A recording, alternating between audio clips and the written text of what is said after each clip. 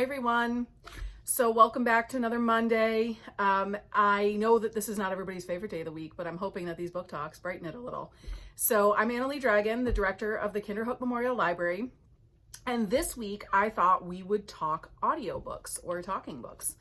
So audiobooks have long been kind of a controversial subject with readers for some reason, because some people feel like it doesn't really count as reading. But I'm here to tell you that there was a study done a few years ago on brain activity while listening to audiobooks and while reading a physical book, and found actually that the same benefits that you get from reading the physical book, you will also get from listening to it. So anybody who tells you that it doesn't count as reading, just drop that little nugget of knowledge on them and see what they do with it. But it's completely true, and there is no shame in my game. I listen to a lot of audiobooks. The way I look at it is I have a book at home I'm always reading, and then I have a half an hour commute each way. And so I'm listening to an hour worth of books. So it really kind of doubles the amount of books I'm able to read in a year. So to me, that's worth its weight in gold. I also think that I have taken up some hobbies during quarantine, like cross-stitching. And I used to just have TV on in the background while I was doing it. But then I figured, why am I not listening to my audiobooks? So you can listen to them while you craft. They're great for times when you're in the car with kids. It's a good entertainment. It's less, the radio can be frustrating with ads and music that may not be always appropriate for kids in the car. So I think audiobooks are great for that. They're great for road trips, which I know is more of an alternative right now than plane trips or anything, because we're mostly stuck at home. But we can take road trips, and so audiobooks are great for that. My boyfriend and I listen to a lot of them in the car. So I just wanted to talk to you about some things about audiobooks and show you some examples, because we just got a new shipment in of audiobooks. So there are different formats. There are e-audiobooks, which are downloadable, so you can get them through Overdrive. You can also get them through Hoopla, which we have now. And the thing I love about them is they play right on my iPhone or your smartphone, your tablet, your iPad, whatever. And also, unlike books on CD, which once they get well loved and used by a bazillion patrons, can sometimes have a scratch in the disc or something that can be a little frustrating, or a disc goes missing if you own them. So I think the downloadable audiobooks are great, and I listen to them a lot. But I also do borrow books on CD, which is the more old school way of doing it. We don't do books on tape anymore, but CD, they exist, and we have a ton here at the library and in the Mid-Hudson Library System. So I thought a couple of the things that I look for in an audiobook, I listen to fiction and nonfiction. I don't love gigantically long books, because I find I just get bored with I would rather read it if I'm going to read it. I don't want to listen to it for 25 discs. Like The Fountainhead by Ayn Rand is available on audiobook, and it takes up 2 different audiobook binders. It's gigantic. So that's a bit of a commitment for me. I like shorter books. I also think that the person reading it makes all of the difference. So if you get a narrator who's not great, it can kind of ruin the experience. But if you get a great narrator, it can really bring the book to life. So there's a couple different things that I really love. One, I love a biography when it's read by the author a lot of times. So Becoming by Michelle Obama was read by Michelle Obama, and I love her voice. I love listening to her speak. She's very eloquent. So I found that to be a great read. And then there was another book that I didn't love. I loved Under the Tuscan Sun, but as an audiobook, I didn't enjoy. The author read it, and it just wasn't my favorite. I just didn't.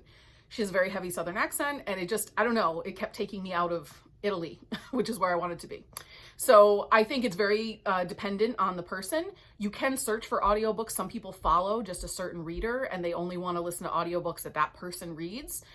One such reader, I should say, is the reader for Harry Potter books on CD. He won all sorts of, there's actually awards called the Audies.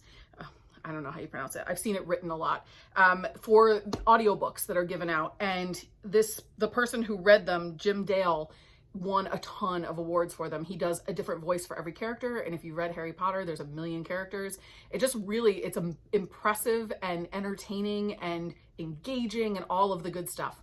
So if you have kids, or even if you don't, I read Harry Potter as an adult and loved it to death. So if you don't even, you might really love to listen to some Harry Potter books, because even if you've read them, because the narrator really brings them to life. Also, I will note that this one, I'm just noticing, says unabridged on the top here. I always look for that. Who wants a shortened version of the book? Because then you never know what you were missing on the regular version. So all of the Harry Potter books, fantastic narrator. There's also sometimes a celebrity will get in the game, which I love. So To Kill a Mockingbird was re-released for its 50th anniversary on audio and was read by Sissy Spacek, who is a famous actress, and I adored this version of it. I listened to it just to hear her, and it was fantastic. She had such attachment to it emotionally, you could tell. It was just wonderful. I really, really enjoyed this one. So if you haven't read this one in a while, an oldie but a goodie. Another time I will love an audiobook is when there are words in it that I may not know how to pronounce. So one of the ones I listened to was A Thousand Splendid Suns by Khaled Hosseini, who wrote The Kite Runner. This was a second book, and the names, he is Afghani, and so a lot of the names were foreign to me, and I didn't know how to pronounce them correctly. And when I'm reading the book in my head, I'm trying to pronounce the names, and if I don't know how, I can kind of get stuck on that. So I think sometimes, especially when it's another language, the author originally speaks, or they're from another region of the world, it can be really cool to listen to the audiobook to get the correct pronunciations of everything. Plus, then don't you look like a smarty when you know how to correctly pronounce those names and all the people around you don't.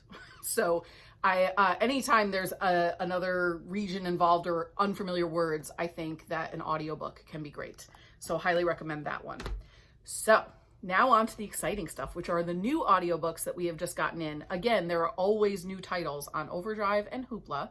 So if you haven't tried them yet, it's really awesome. You just plug an audio cord into your iPhone. You can either plug headphones in or you can listen to it in your car, which is what I do. It saves your place when you pause it. It's awesome. So check those out if you haven't. But books on CD wise, I do have a whole bunch of new ones. I'm going to show you some of what I've got here, and then I'm going to put slides at the end that have all the covers of the other ones that are brand new, so you know what to go in and request when you go to our webpage, or call us, or email us, or any of the million ways we have to tell us what you're looking for. So we do have some nonfiction ones that came in, which is really cool because I do listen to nonfiction books sometimes. So one that has been hugely popular and is available on Hoopla and Overdrive, I know, How to Be an Anti-Racist by Ibram Kendi. So if you haven't listened to this, it won a huge number of awards, and with all the discussions going on around Black Lives Matter and race, it's a great book.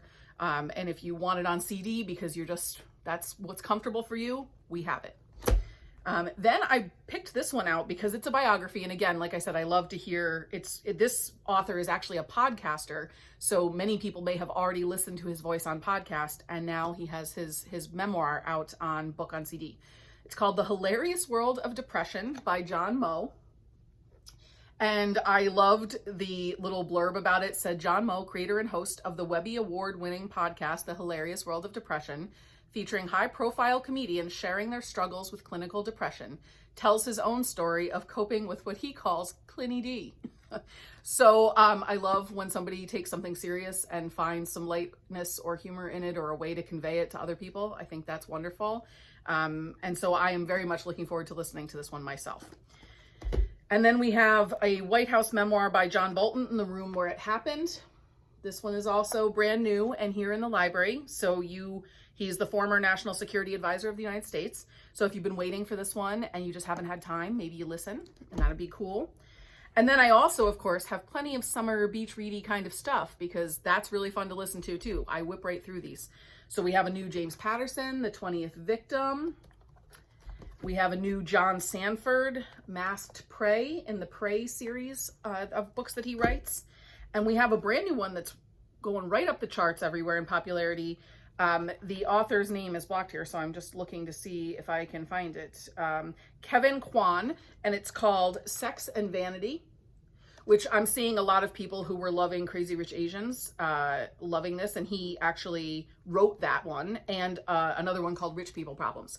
But this is the new one, and it's getting a ton of attention, and everybody is loving it. So if you love Crazy Rich Asians, check out his next one, Sex and Vanity. We also have this in large print and in regular print if you want to actually read it. So that's my little chat on audiobooks, all things audio. I hope that you really enjoy. If you like listening to these book talks, you may very well like listening to an audiobook. If you haven't tried it, don't pay attention to the haters who tell you that it doesn't count, because it does.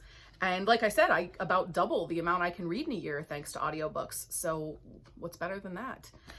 I have a bunch of other book talks planned in coming weeks. I'm thinking up ideas all the time, but I am always open to suggestions. So if I'm not hitting something you're looking for, or you want me to talk about something, send us an email at info@kinderhooklibrary.org.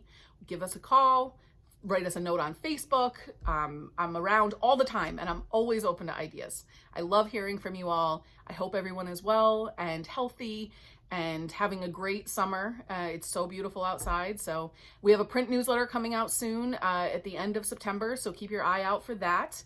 And I will be back next week. Bye, everybody.